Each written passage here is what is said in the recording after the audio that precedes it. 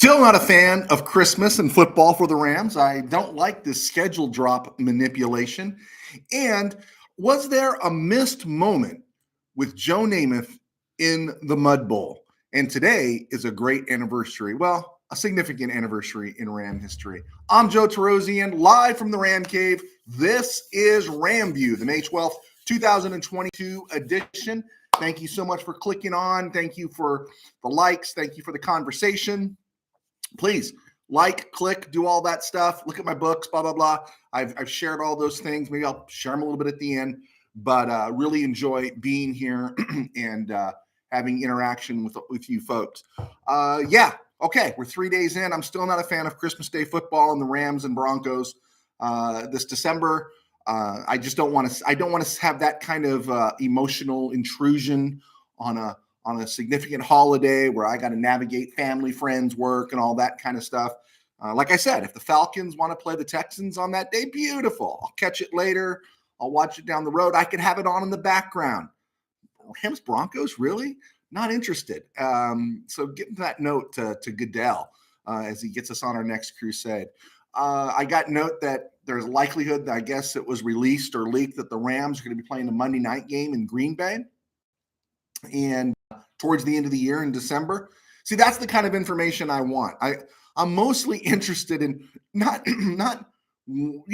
where we play or even who we play. We know who we play. I just want to know when. And that's all I really care about. And I just feel like the NFL is pushing it with this manipulation. We know who the teams are they're going to play. That information already dropped. We know we're going to play 6 in our division, right? We know all those things. It's just a question of when. And for me, it's when do we go to Green Bay? When do we go to Arrowhead? Otherwise, I'm easy because Buffalo's at home. Broncos are at home. Cowboys, I think the Cowboys are here. Yeah, the Cowboys are here. I'm not too caught up in this. And I don't care where we play Tampa because we beat them all the time anyway. And I just feel like this schedule drop, this thing is just being so manipulated that I don't know. I'm losing interest, right? People say the draft is boring. The draft to me is not boring. Post-draft is not boring. There's other stuff to talk about, but right now, I don't like people tinkering with me, and I feel like the NFL is tinkering with me. And so great. When do we play Green Bay? We got an idea. When do we go to Arrowhead? We get the Chargers at home, and the Raiders are in Las Vegas. We know where all these other games are going to be played, right? I'm just worried about the weather, right? So we'll go from there. So one of the things I've been doing the last week or so, I've been doing these draft studies. I broke down how the Rams drafted and what the results were between 1986 and 1990, how it led to the demise of the Rams in the 90s, and then the 2010 or 2000 to 2010 draft and how it just created a decade or more of disaster, literally just a horrible stretch, one of the worst stretches in football history for a franchise, and what the Rams produced out of that. And then, the third one here, it just makes sense. Break down just a little bit, even though we're a little more familiar with it, the Snead era from 2012 to 2021. So when I broke it down 1986 through 1990, the Rams only procured out of 61 drafted players over 5 seasons, they only got 7 starters.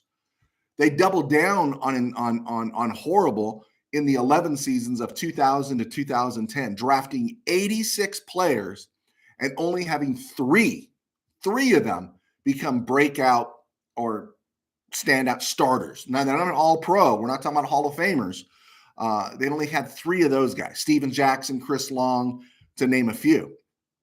And Roger Saffold might be one as well. So that was a real bad stretch there. They had about 6 more contributors in there. Ronald Bartel, Atagwe, Adam Archuleta. These guys contributed. They didn't stick around for a long time.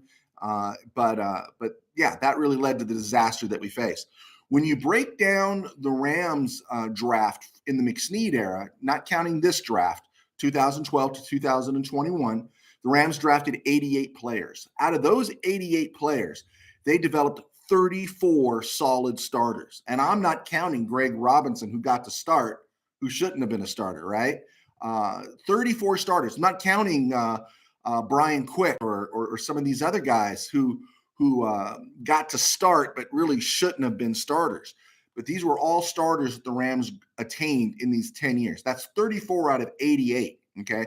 Think about 2000 to 2010, 3 out of 86. Okay. 1986 to 1990, 7 of 61. And then on top of those 34 that became starters, at least 14 more could be listed as contributors. And if you played in the Super Bowl, played a significant role, you're in there. Skoranek, Bryson Hopkins, they didn't have to be superstars, but if you're on the field in a Super Bowl, you're a contributor, or more than a contributor, actually. But so 34 starters, about 14 more that have contributed. People like Trayvon Howard, right? Couple of names from the past that we forget they were starters, but they had their moments with the Rams. Stedman Bailey was actually Tavon Austin's running mate at Virginia. And I'm sorry, was it West Virginia, Virginia Tech? I think it was West Virginia, right? And then his career was cut short. He got shot, and he's doing other personnel type work these days.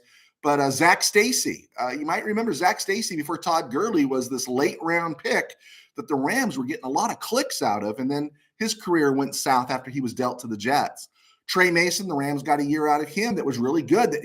Trey Mason's year was so good that he made the Rams wonder, why did we draft Todd Gurley and such. And then Trey Mason had issues. But Chris Gibbons was a starter. Brian Quick was a starter. And again, I'm not saying we're going to like these guys, but they all started and participated during this era. And so when you add it up, you add up contributors along with starters from 2000 to 2010, the Rams had about 9 out of 86. Okay. It's really hard to nail that down. 86 to 1990, 7 starters, folks, out of 61 draft picks. From 2012 to 2021, 34 starters and likely 14 more contributors. That means 48 out of 88 players drafted were hits for the Rams in some way or another. They got on the field, they produced. And folks, I didn't count Greg Robinson in this list. So pretty impressive. That's over 50% hit on draft picks. And that included Ernest Jones last year, who started, Ben Skoranek, who contributed. And so pretty amazing stuff there when you think about what the Rams have done, again, in the scouting department and what they've done in the draft. So on this date, I wanted to get into this real quick here. I'm Joe Terosian. You can follow me at joeterosian.com, JoeT13B at Yahoo, at Instagram and Twitter. And you can buy my books on Amazon, Tangent Dreams, Sin Virus. I've held those up for you before. You can find those on Amazon. Hey, I don't do Patreon. I'm not in a position right now where I'm going to charge anybody to get this. You shouldn't charge. I don't think you should charge for a podcast. You should have another product that you're trying to sell. But I want to look at those things. I'd be grateful. That would be awesome. And I also pastor a small church in Burbank. But as I was getting ready for today's episode, I noticed that on this date is pretty significant in Ram history because 1977 was quarterback spring for the Rams. And what do I mean by quarterback spring is that there was a lot of movement for the Rams from March through the beginning of June, that offseason in Rams history there, going into the 1977 season. On March 9th, 1977, the Rams traded the rights of Ron Jaworski to the Philadelphia Eagles for the rights to tight end Charlie Young. We've talked about that before. Young had been an all-pro early in his career and then kind of faded into more complimentary player, and that's all he really was for the Rams. He never really took over from Terry Nelson, although it seemed like a great trade at the time for the Rams. Ron Jaworski eventually became a Super Bowl starting quarterback, and I think he was in contention for league MVP. I don't pay attention to MVP stuff, but he was a starting quarterback in Philly for 10 years. So a great deal for Philly. But Ron Jaworski had been part of that group in 75, 76 that was in that rotation. Harris, Hayden, all those injuries, different things that happened. And Jaworski eventually at the end of the 76 season, with Harris, Hayden on the roster, the Rams dealt Jaworski for Charlie Young. That was March 9th. On May the 3rd, this is really interesting, the Rams drafted Vince Ferragamo in the 4th round, number 91 overall. So you had Harris, you had Hayden, and you had Vince Ferragamo now in the fold. He was drafted out of Nebraska. I actually saw him play at Nebraska. And so the Rams had a third quarterback there. 9 days later, on May the 12th, on this day, 45 years ago, the Rams signed Joe Namath after he left the Jets. His contract was done with the Jets. They were moving on. They were going into Todd We Trust with Richard Todd, another Alabama quarterback. Think about that, right? The Jets went from one Alabama quarterback in 65 all the way through 76 with Joe Namath. And now for the foreseeable future in 77, they had drafted Todd in 76. And now he was going to be their quarterback at least through the 83 season. And there was a lot of ups and downs with Richard Todd, who's largely forgotten, but you could remember all the sayings that in Todd we trust. So Namath comes to the Rams. You got Vince Ferragamo, you got Pat Hayden, you got Joe Namath, and you also got James Harris. And James Harris is still on the roster for another month until June 7th, 1977. The Rams trade James Harris to San Diego for a 4th round pick. That 4th round pick becomes Derwin Tucker and lost to history. Who cares? But the Rams get a 4th rounder for Harris after signing him as a free agent in 72, who's on the heap. But Harris had led the Rams, had led the NFL in passing in 76. He didn't play. He missed some games because of injury, but he led the NFL in passing. And the move off Harris always bothered me. Just bothered me so much. And I remember liking Hayden when he was at USC, but Hayden was not an NFL quarterback in my eyes, and everyone was all in love. Oh, Pat Hayden, little surfer dude, looks like a little surfer boy.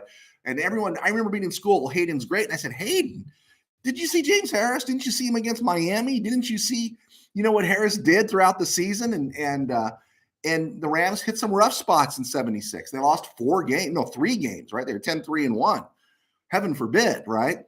And so, Hayden was in there, a little more mobile maybe, and he did okay. Hayden wasn't a bad quarterback. It's just that James Harris, I thought, was better. And so I was bitter when Harris got traded. And so when Namath had his struggles, so the Rams weren't even sold on Hayden. They bring in Namath. Namath is the starter the first 4 weeks of the season, really eerily a foreshadow of Burt Jones joining the team in 82. Both players play 4 games for the Rams, and then their careers are over. They never play again. And Namath's career ended on a rainy Monday night in Chicago where the Rams got blitzed. And Namath, of course, was a immobile, stationary quarterback. His arm looked like it was still in place, but it didn't work out for him. He was a sitting duck back there, and so it just didn't work out. And the Rams benched him, went back to Hayden. Everyone was in love, and Namath never saw the field again. So what happens here? And my love for James Harris was continual, but by the time he went to San Diego, I think Dan Fouts held out the beginning of that year, and then Dan Fouts became Dan Fouts. Okay, so that's over. Harris's career is never the same again. Namath is sitting on the bench for the rest of the year after the 4th week. We get to the Mud Bowl. Finally, we get the Vikings here in LA for a playoff game. Yay, revenge for 1976. During the course of the regular season, we had whipped them pretty good on a Monday night in LA. And so we think we got him this time. And of course it rains. The fields, I don't know what the thinking was at the Coliseum at the time, but the field's not covered. It's a mud bowl. And basically Bud Grant outcoaches Chuck Knox. That's it right there. And this ended up being Chuck Knox's last game as Rams HC. And at the time it seemed like, oh no, we like Chuck Knox, but you know what? Deservedly so. And the buzz I could remember because this game wasn't even televised. We were in our living room, my brother and I, listening to this game, cussing and cursing and just not believing what we were hearing, right? And my brother brought it up, and I don't know if he heard it on the radio or someplace else, but there was room there that a lot of people believe because of Hayden's stature, his small hands. Did we hear about hands recently? That in that game, because maybe the pass rush would have been minimized, that Chuck Knox should have gone to Joe Namath. not only with his experience, but because of what he was capable of in that moment. And of course, he never got the chance. He never got the chance. And Knox's conservatism just completely crushed this team. If Namath is a foreshadow of Burt Jones in 1982, both playing 4 games and never playing again, then Chuck Knox is the foreshadowing of Marty Schottenheimer, right? Just always getting there with good teams, but never getting over the top, because what's built into them intrinsically is they can't think outside the box. I think Schottenheimer had a little more misfortune, but I think Knox in many ways was the author of his own disasters there. But Namath never plays again. And I'd love it if you were there. I know I have a friend that's a sports writer that when he was a kid, he was there at that game. My sister, who was newlywed at that time, she was there with her husband, and they said it was just kept raining. It was a disaster. And that was the buzz that maybe Namath should have got a shot to rescue the Rams in that game that they ended up losing 14-7. So I thought that was kind of interesting that Namath signed on this day, May 12th, 1977, and the buzz and the discussion and the talk was when that signing, can Namath lead the Rams to a Super Bowl? He was largely washed, but there was probably room for him to contribute with a better HC, with a better head coach. Tragically, as we wrap this thing up, as we hit the 16-minute mark on this date in 1975, wasn't a tragedy that he was born, but on this date in 1975, Lawrence Phillips was born in Baldwin Park, not too far from where I live. And he became a Ram in a real interesting way. He had all of his troubles in school, in Nebraska. There was all kinds of stories about Lawrence Phillips. And a lot of folks thought he would have been the number 1 pick in the 1996 draft. But he had so many issues, that he dropped to number 6 overall. And it was interesting. The Rams traded Sean Gilbert, who had been a high draft pick a few years before and largely a bust. I'm sorry. I know that upsets some people. But Sean Gilbert was largely a bust. They traded him in April to the Washington Redskins, and they got the 6th overall pick for Sean Gilbert. What a great draft trade, right? Awesome. And so on the 20th of April, the Rams drafted Lawrence Phillips, 6th overall out of Nebraska.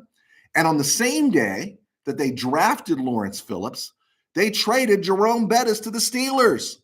Jerome Bettis got traded to the Steelers. Future Hall of Famer Jerome Bettis got traded to the Steelers for a 2nd-round pick in the 96 draft, who became Ernie Conwell, who was a contributor to those Rams Super Bowl teams in 99 and 2001 as a tight end out of Washington, and a 4th-round pick in 1997, who literally became no one, all right? And this is a Hall of Famer the Rams dealt to make space for Lawrence Phillips. Phillips played only 25 games for the Rams, was released a season and a half into it. He played for Rich Brooks, and then when Vermeil took over in 97, 10 games in, they cut him loose because he was a disaster. You couldn't manage him. He was drunk on the field. They could smell his breath. The rumor was he was staying out late all night and then coming in. And so he had all sorts of issues. There's a great doc on that where Vermeil says he wishes he could, Vermeil is touchy-feely anyway. He says he wishes he could have done more for Lawrence Phillips. He regrets releasing him at the time, but there was really nothing they could do. And in fact, it was Vermeil who played a part in getting Phillips a second chance with the Dolphins. And of course, he blew that one. Out of football in 98, Phillips comes back, joins the 49ers, and he's there for about 8 games that season. But while he was keeping himself somewhat in check on the field, off the field, on the field, his lack of a complete game really began to affect. He couldn't pick up the blitz, and he was a bad blocker. And the story goes, I've heard this story before. I was watching the game. Aeneas Williams, who later became a Ram, is the one that blasts Steve Young. Steve Young goes down with a concussion, and it proves to be the final play of Steve Young's career. That's in 1999. And the guy who missed the block on Williams was Lawrence Phillips. And it wasn't too much longer that Phillips was released. And so really a tragic story when you think of Lawrence Phillips. He died on January 13th in prison at the age of 40. He tried to run some people over after a pickup football game near the Coliseum, got put in prison for that. And he ended up hanging himself in January of 2016 at the age of 40. But even prior to that, he allegedly is charged. I don't know if he was fully charged with killing an inmate who was the brother of former USC wide receiver R.J. Soward. What a tragic, tragic life Lawrence Phillips led. And that's kind of where I want to kind of end it today.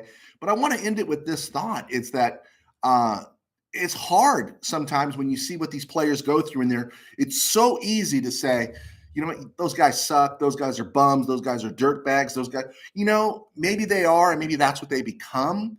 But it's really hard because at some point that man who did all those things was a child, and somebody loved that kid, and that kid was somebody's kid, and somebody loved him, and everything went off the deep end. Family probably failed, friends failed, the system failed. Because the great thing that I love telling young people when they talk about football, whether you're going to play at a high level or just the small level, just remember this: use football before football uses you. That means use football to get your education, use football to set yourself up for life, use football to do what you want to do. But don't let football use you. And football uses you is when you eliminate all your other options, and then football dictates to you. And I think about Lawrence Phillips, and that somewhere he crossed that line and was being used by football. And you can go back to coaches and scouts and everybody until the point where when you're constantly coddled, when you're constantly held unaccountable, when no one steps in and says, you know what, you can't play until you get this right, even if it hurts the team. Until that comes about, they're never going to learn, and they're never going to come to appreciate that they have value away from the field. And it's hard. And then especially when they get to the NFL, high draft picks, they're making millions, they're high profile. Good luck trying to tell somebody something then. And it's tragedy. It's really, really a tragedy. And the Lawrence Phillips thing is a tragedy. The Leonard Little story is a tragedy, but with some triumph. And I know people are quick to write off Leonard Little, but the best thing to do sometimes is look at Leonard Little's life the last 10 years. All you ever hear: douchebag, dirtbag, murderer. You know what? Yeah. But what did they do? Would we prefer that they go kill themselves then? It's such an awkward thing. And it's like, what brings these people back from these terrible things? And we're just adding to it when we call them, dirtbags and everything. They have to live with it. They have to live that their actions caused the death of somebody else. And I don't know if what we say can be of any help to them, only just pile on all the worse. But instead, the minister coming in here, we have to find a way to love him. And this goes back to last year, what you saw with Derek Carr and Henry Ruggs. He says he needs someone to know that they love him now. What he did was horrible. He'll suffer the consequences legally and emotionally for the rest of his life. And but as Derek Carr said, somebody's got to love him, right? Because somebody loved us, right? Okay, so sermon over. Hey guys, thank you so much for clicking on. Yeah, we'll be talking more about where the draft schedule, the NFL schedule falls, and all the details more tomorrow. But I just wanted to get this one out today because it's a lot of fun being out here. All right, guys, I'm Joe Terosian. Thank you so much for clicking on, and we will talk to you soon. Go Rams.